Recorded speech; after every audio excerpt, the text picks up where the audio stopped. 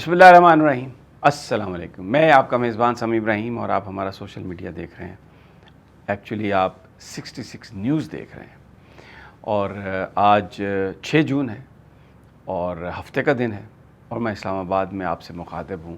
دوپہر کا وقت ہے، خبریں آ رہی ہیں۔ سب سے پہلے آپ کو دیں گے کشمیر سے جو خبریں آ رہی ہیں، گلگت بلتستان کا احوال بھی دیں گے اور اس کے ساتھ پوری دنیا میں کشمیری ڈائسپورا جو ہے وہ احتجاج کر رہا ہے، اس کی بھی آپ کو خبر دیں گے۔ بھارت میں جو کاکروچ جنتا پارٹی ہے، انہوں نے اپنا پہلا ایک ڈیمونسٹریشن سٹیج کیا ہے دلی میں جنتر منتر کے مقام پر، اس کی بھی آپ کو رویداد دیں گے کہ اب یہ ایک بڑا خطرہ مودی کے لیے۔ لیکن وہاں پر جو گودی میڈیا کے بارے میں بات چیت چل رہی ہے، پاکستانی میڈیا کو اس سے سبق حاصل کرنا چاہیے۔ سب سے پہلے کشمیر کی طرف چلتے ہیں۔ ایک بات میں آپ کو بتاؤں، وہ آپ ذہن میں ضرور رکھیے گا کہ کیونکہ انٹرنیٹ بند ہے کشمیر میں، بہت ساری انفارمیشن ہمارے پاس ایسی ہے جو مختلف ذرائع سے پہنچی ہے، ہم اس کو ویریفائی نہیں کر سکے، تو میں بڑے محتاط انداز میں آپ کو خبر دوں گا۔ ہمارا مقصد کوئی جلتی آگ پر تیل پھینکنا نہیں ہے یا کسی کو کسی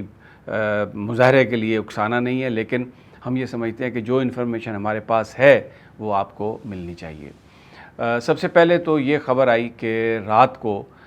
ایک کانوائے عمر نذیر کشمیری، ان پر فائرنگ کی گئی ہے اور اس میں شاہ زیب حبیب، ان کے جو ایک قریبی ساتھی ہیں، جو ایک نون فیس ہیں اس کا، جو وہاں پر ایک تحریک چلائی جا رہی ہے، ان کی وہ اللہ کے پاس چلے گئے، وہ اب اس دنیا میں نہیں رہے۔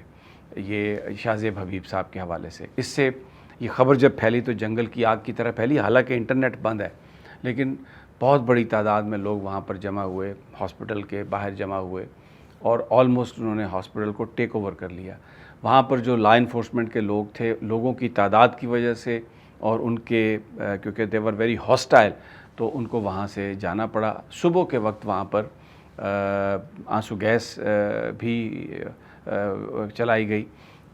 یعنی مظاہرین اور وہاں پہ ہجوم اور لا انفورسمنٹ کے بیچ تصادم کی اطلاعات ہیں۔ ابھی جو عمر نذیر کشمیری، کیونکہ ایک نون فیس ہیں کشمیر کا اور جو یہ مطالبات کے لیے جو بھی تحریک چل رہی ہے اس میں وہ ہمیشہ فرنٹ پہ رہے ہیں، ان کے حوالے سے متضاد اطلاعات ہیں۔ کچھ لوگوں کا یہ کہنا ہے، میں نے بہت سارے جو نیوز چینلز ہیں ان کو مانیٹر کیا، کچھ لوگوں سے فون پہ بھی بات کی ہے، کیونکہ فون کی سروس چل رہی ہے، انٹرنیٹ بند ہے، واٹس ایپ بند ہے، لیکن فون جو گھروں میں لینڈ لائنز لگی ہوئی ہیں وہاں پر فون کی سروس کہیں کہیں چل رہی ہے۔ تو اس میں کسی کو حتمی طور پر نہیں معلوم، کوئی یقین سے نہیں کہہ سکتا کہ کسی کو یہ پتہ ہو کہ عمر نذیر کشمیری کہاں پر ہیں۔ کچھ لوگوں کا یہ کہنا ہے کہ ان کے بازو میں گولی لگی، کچھ لوگوں کا یہ کہنا ہے کہ گولی ان کے منہ کے پاس سے گزرتی ہوئی کان کے پاس سے گزر گئی، کچھ لوگوں کا کہنا ہے کہ جی وہ بلیڈنگ کر رہے تھے لیکن ان کو پولیس نے یا یہ جو حملہ آور تھے یا جنہوں نے فائرنگ کی وہ نہیں لے جا سکے، تو لوگوں نے جو وہاں پر قریبی دیہات، کیونکہ یہ گھانگلا کا علاقہ ہے اگر میں صحیح اس کو پروناؤنس کر لوں تو، وہاں پر یہ رات کو 11:45 پہ یہ فائرنگ ہوئی تھی۔ تو ایک آڈیو میسج عمر نذیر کشمیری کا چلایا گیا ہے، لیکن اس میسج میں جو واقعہ ہے اس کا کوئی ذکر نہیں، اس لیے مجھے یہ لگتا ہے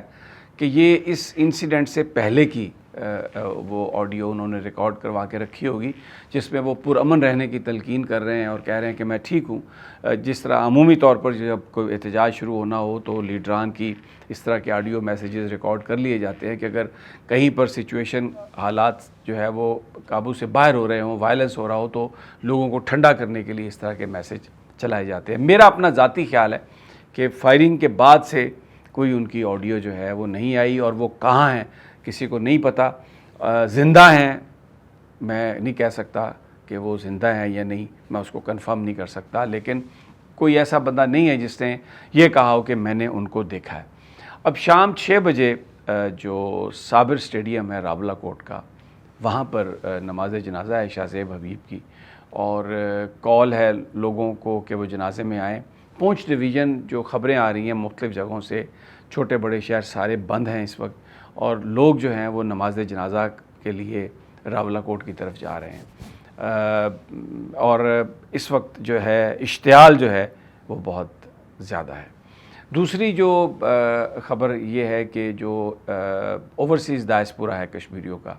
انہوں نے بھی اس پر بڑا ریئیکشن دیا، کہا ہے کہ یہ مناسب نہیں ہے، اور خاص طور پر کینیڈا میں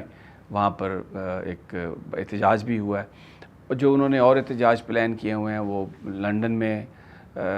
جو ہماری جو پاکستان ہائی کمیشن ہے اس کے سامنے، اور پھر مانچسٹر میں، برمنگم میں جہاں پہ کونسلیٹس ہیں وہاں پر، کیونکہ کشمیری بہت زیادہ آباد ہیں یورپ میں، اور امریکہ میں اتنی زیادہ تعداد نہیں ہے، لیکن یورپ میں، کینیڈا میں بہت زیادہ کشمیری ہیں، تو وہ پروٹیسٹ انہوں نے کیا ہے، اور آنے والے دنوں میں اس میں سختی یا اس میں زیادہ اس میں اضافہ ہو سکتا ہے۔ تو ہم کوشش کر رہے ہیں کہ زیادہ سے زیادہ انفارمیشن آپ کو دے سکیں۔ جو پتن ہے، جہاں پر جو انٹری پوائنٹ ہے، آزاد پتن جس کو کہتے ہیں، اس کو بند کرنے کی کوشش کی جا رہی ہے۔ مجھے نہیں پتا وہ بند ہوا ہے یا نہیں ہوا، لیکن صورتحال کشیدہ ہے، اور جو فائرنگ ہوئی ہے یہاں پر میری بہت سارے لوگوں سے بات ہوئی ہے۔ ابھی ہم یہ نہیں کہہ سکتے کہ یہ فائرنگ کس نے کی ہے، کہا جا رہا ہے کہ یہ پولیس نے کی ہے فائرنگ، اور جو ایک پریس ریلیز جاری ہوا ہے اس میں تو یہ تسلیم کیا گیا ہے کہ پولیس پارٹی پر حملہ کیا گیا اور پولیس کے بھی کچھ اہلکار زخمی ہوئے، اس طرح کی بات کی گئی ہے جو سوشل میڈیا پر ہے۔ اب پتہ نہیں وہ فیک ہے یا کسی نے بنا کے لگا دیا، but this is what is there. اب ذرا چلتے ہیں ہم بھارت کی طرف۔ جو کاکروچ جنتا پارٹی ہے ان کی فرسٹ اپیئرنس جو ہے وہ ہو گئی ہے، اور دلی میں جنتر منتر کے مقام پر انہوں نے ایک اجتماع کیا۔ ذرا نعرے سن لیجئے۔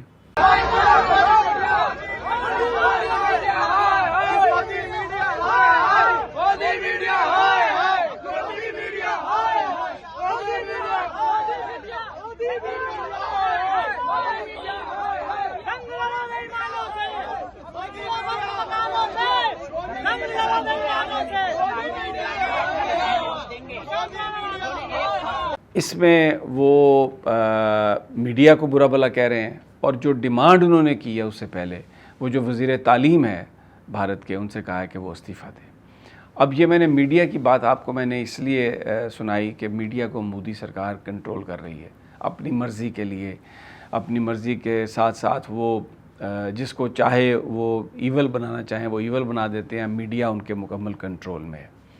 تو میں نے یہ اس لیے چلائی ہے کہ پاکستانی میڈیا کو اس سے سبق سیکھنا چاہیے۔ میڈیا اگر حقائق نہیں بتائے گا اور انڈیپینڈنٹ انالیسز نہیں کرے گا، آبجیکٹیو رپورٹنگ نہیں کرے گا، کسی کی طرف ٹلٹ کی ضرورت نہیں ہے۔ کم از کم انفارمیشن اور خبر اگر صحیح آئے گی تو اسپیکولیشن سے بچت ہوگی، اور میڈیا پر لوگوں کا اعتماد اور اعتبار بھی بڑھے گا۔ تو یہ جس طرح وہاں پر یہ کروڑوں لوگ جو اس تنظیم کے ممبر بن گئے ہیں، یوتھ، اور انہوں نے جو چیف جسٹس ہیں، ہم نے آپ کو صبح ویڈیو بھی دکھائی کس طریقے سے بھارتی چیف جسٹس کو ان کا تمسخر اڑایا اور ان کو زج کر دیا وہاں پر یو کے میں۔ تو یہاں پر بھی جو ہمارا میڈیا ہے، ابھی جو لوگ جاتے ہیں، عوام میں ان سے بات کرتے ہیں، تو یہاں پر بھی یہ نعرے لگ سکتے ہیں کہ یہ جو میڈیا، سرکاری میڈیا اور کنٹرول میڈیا، ان کو چاہیے کہ یہ ذرا اپنے ری اسیس کریں، اپنے گریبان میں جھانکیں، اور لوگوں کو وہ انفارمیشن دے جو حقیقت پر مبنی ہے۔ تو ابھی گلگت بلتستان کی میں آپ کو سنوا دیتا ہوں، یہ میں آپ کو کچھ مناظر بھی دکھا دیتا ہوں۔ نہ عمران خان ہے، نہ پی ٹی آئی کی کوئی بڑی لیڈرشپ ہے۔ یہ دیکھیں کتنے بڑے اجتماع ہیں۔ اور پھر جو دوسری ویڈیو ہے اس میں دیکھیں علامہ ناصر عباس کیمپین کی خود وہاں پر موجود ہیں، لے کے جا رہے ہیں، قیادت کر رہے ہیں، اور بہت لوگوں کا جوش و خروش ہے۔ حالانکہ پی ٹی آئی کو الیکشن میں حصہ لینے کی اجازت نہیں دی گئی۔ آخر میں آپ کو جنگلوٹ میں جو آخری جلسہ ہے گلگت بلتستان کا پی ٹی آئی کا، اس کی میں آپ کو ان کی ایک تقریر سنوا دیتا ہوں۔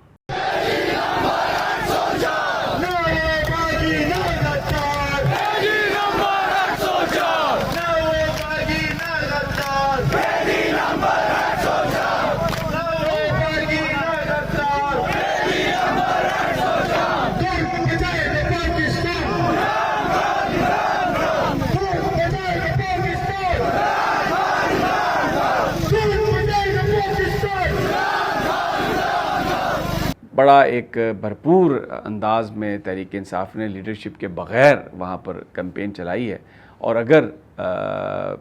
اس طرح سے الیکشن ہوئے کہ تحریک انصاف کے لوگ